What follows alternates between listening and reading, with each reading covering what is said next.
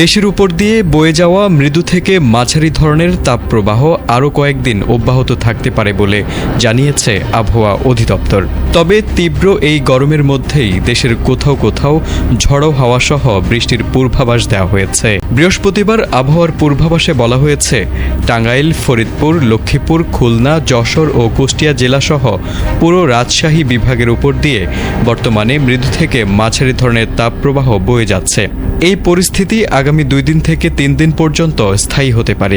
এ সময় সারা দেশে দিন ও রাতের তাপমাত্রা প্রায় অপরিবর্তিত থাকার সম্ভাবনা রয়েছে। গরমের তীব্রতার মধ্যেই স্বস্তির খবর দিয়েছে আবহাওয়া অফিস। ময়মনসিংহ, বরিশাল, চট্টগ্রাম ও সিলেট বিভাগের কিছু এলাকায় অস্থায়ীভাবে দমকা অথবা ঝড়ো হাওয়া সহ বজ্রবৃষ্টি হতে পারে। সেই সঙ্গে কোনো কোনো অঞ্চলে বিক্ষিপ্তভাবে শিলাবৃষ্টির শঙ্কাও রয়েছে। দেশের অন্যান্য এলাকায় আকাশ আংশিক মেঘলা থাকলেও আবহাওয়া প্রধানত শুষ্ক থাকতে পারে।